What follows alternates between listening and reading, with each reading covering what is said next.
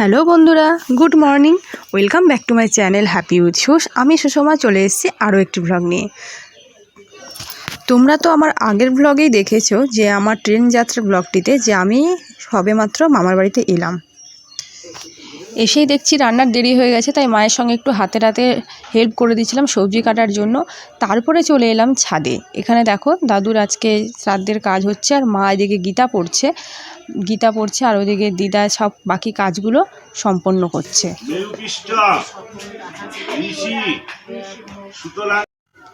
এদিকে উঠোনের মধ্যে রান্না বান্নার কাজ কমপ্লিট হচ্ছে। শুধুমাত্র ঘরেরই লোকজন, সেরকম কোনো বেশি লোকজন আজকের আয়োজন নেই।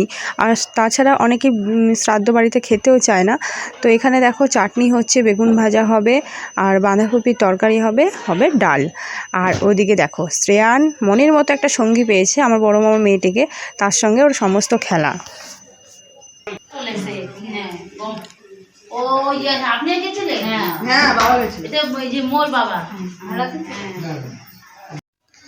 আর আজকে বড় মামির বাপের বাড়ি থেকেও লোকজন এসেছে, বলতে দাদা বৌদি। তো তাদের সঙ্গে বসে গল্প টল্প করা হচ্ছে সবাই মিলে। তারপর আমি চলে যাব ছাদে। সেখানে আজকে এই যে দাদুর কাজটা যে কমপ্লিট হয়ে গেল, এতক্ষণে পুজো টুজো যা ছিল সেটা সম্পন্ন হয়েছে। এবার সবাই স্নান জলের জন্য এখানে আসা হবে। আর এই যে দাদুর ফটোটি তোমাদের সামনে থেকে একটু দেখিয়ে নিচ্ছি।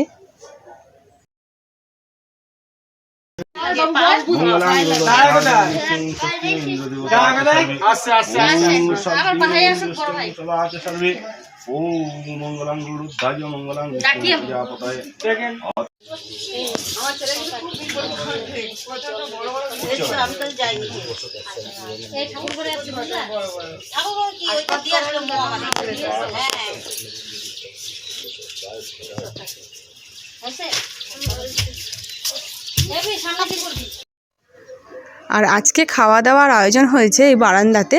সবাই মিলে একসঙ্গে বসে খাওয়ার মজাটাই কিন্তু আলাদা। তো আগে মামা মামিরা খাবে, মায়েরা খাবে, তারপরে হচ্ছে আমি খাবো। তো সেখানে দেখো সবাইকে টুকটাক খাওয়া দাওয়ার দিচ্ছি, পরিবেশন করছি আমি আর ছোটো মামি মিলে। ছোটো মামি এখনও খেতে বসেনি, তো ছোটো মামির সঙ্গেই একটু পরে খেতে বসবো। আর আজকে দিদা ঠাকুর ঘরটাকে একটু মনের মতো সাজিয়ে গুছিয়ে নিচ্ছে, কারণ এতদিন তো ঠাকুর ঘরে ঢোকাই বন্ধ ছিল, তাই একটু পরিষ্কার পরিচ্ছন্ন করে নেওয়া আর কি।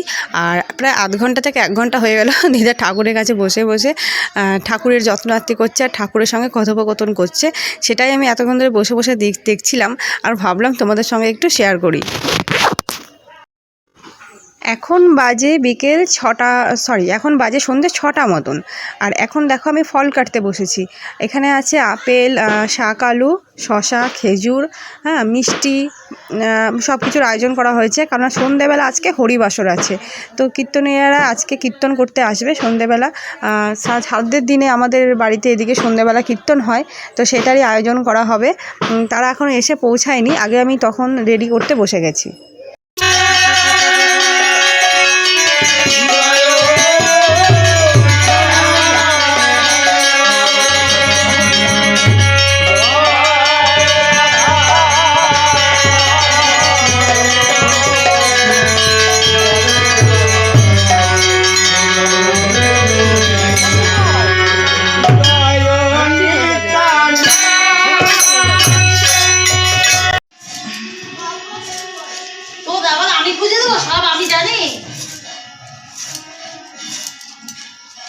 এগুলো সব তুলছি। কালকে কি কি তরকারি হবে এখানে?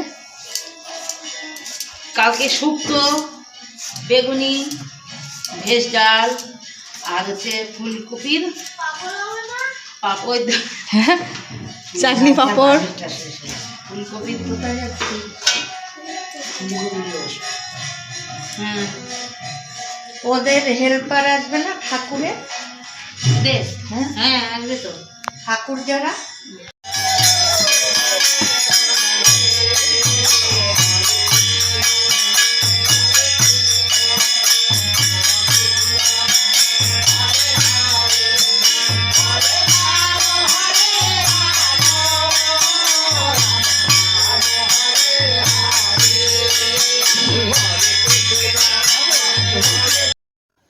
কীর্তন এতক্ষণে সমাপ্ত হলো।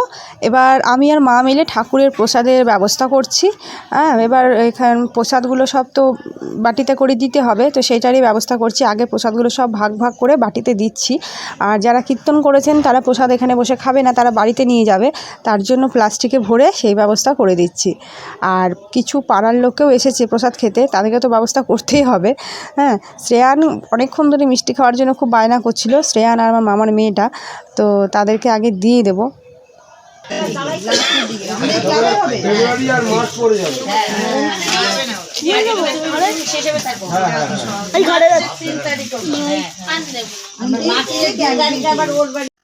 তো আমিও প্রসাদ খেয়ে নিচ্ছি সবার শেষে, মা আমি সবাই মিলে প্রসাদ খাচ্ছি।